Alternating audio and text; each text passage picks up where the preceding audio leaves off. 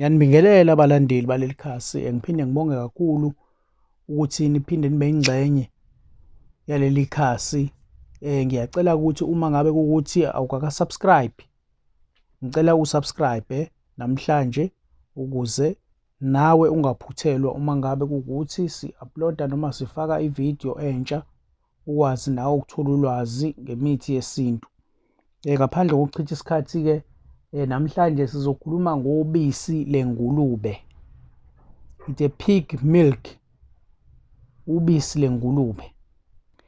Ubisi lengulube luyasiza kakhulu uma ngabe uhlanganisa umuthi wokuyekisa utshwala. Ubisi-ke lengulube lolu luyafakwa-ke lihlanganiswe neminye imithi, njengokuthi-ke kusuke kudingakala nembungulu.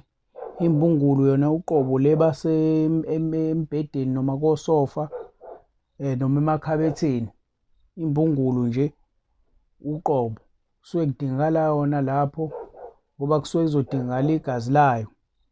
Bese kuba yilona ubisi lengulube, utholakale nomchamo wehhashi, bese kufaka-ke kanye nje neminye imithi.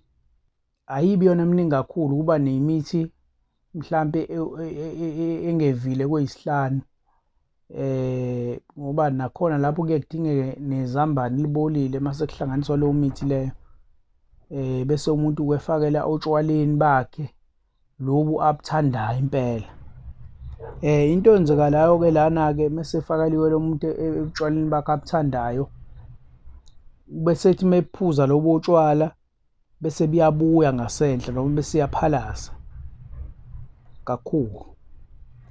Into eyenza ukuthi abiyeke-ke, into eyenza ukuthi abiyeke kuba ukuthi-ke njalo uma ngabe-ke walibona ibhodlela lotshwala, ivane icanuzela inhliziyo, azizwe umuntu engazuthi uzophalaza mebona into ewutshwala. Kuye ngokuya agcine esejwayele ukuthi hhayi ngeke asabuthinte utshwala manje, ngenxa yokuthi njalo uma ngabe eke wathi uyabuthinta, noma kwafika esigabeni sokuthi uyazama ukufosa hlampe noma icanuzela inhliziyo, uyazama ukufosa aphuze, buyabuya futhi buyaphinda buphalaze. Kuye ngokuya agcine esebona ukuthi angeke lokhu ephuza njalo aphalaze aphuze aphalaze, agcine esebiyeka-ke kanjalo utshwala. Engisho ukuthi-ke ubisi lengulube luyasiza kakhulu-ke lapho. Nakuba lona liyinto-ke engelula ukuyithola, ngoba ingulube iyalwa, akulula ukusondela nje eduze kwayo, and futhi iyaluma nje ingulube inamazinyo. Ingakuluma nje ulimale impela uma uzosondela kuyona ngokunganaki. Kunzima kona ukulithola, kodwa-ke thina njengey'nyanga kuyenzeka-ke silithole, sikhulume nalaba abazifuyile iy'ngulube, bazame ukuyibamba, bese besinikeza-ke leyo nkeshezana yobisi-ke. Ngaleyo mali-ke nabo abathandayo ukuyisho, noma ngabe basho malini, ngokuthi thina sisuke silidinga-ke siyalithatha-ke ngaleyo mali leyo. Ngisho ukuthi-ke iwona-ke umsebenzi wobisi lengulube loyo.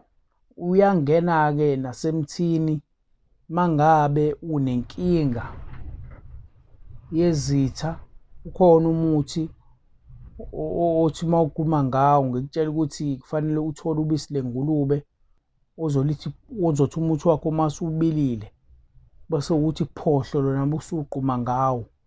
Lowo muthi lo osuke silwa nezitha, okuwukuthi isitha uzothi uma ngabe usuthe wamemeza uwona lowo muthi loyo, wathi wonke umuntu ozonda mina, ngisho ngathiwa awubizanga gama lo muntu, wathi wonke umuntu ozonda mina, ngithi manje konke okubi okukhona okudaliwe la ezweni akumvelele. Akahlali isikhathi eside engabanga ney'nkinga, ziba ningi kakhulu iy'nkinga ezivelela yena. Omunye kuye kwenzeke hlampe agcine sewumuntu ohambayo emhlabeni. Engisho ukuthi-ke iwona msebenzi loyo wobisi lengulube. Uyangena nje emthini, nakweminye imithi uyangena-ke, abanye bawusebenzisa nasemthini-ke ethe phecelezi noma emthini yokuganga. Kodwa-ke ngizokutshela-ke mina ngemithi emihle njengomuthi ukuthi uyasiza kakhulu ekutheni umuntu umyekise utshwala, nanokuthi uyangena futhi emthini wezitha. uma ngabe ufuna ukuziphindiselela ezitheni zakho. Yilokho-ke bengikuphethe. Ngiyabonga kakhulu, uNkulunkulu anibusise ngako konke enikufunayo noma enikufisayo. Amen.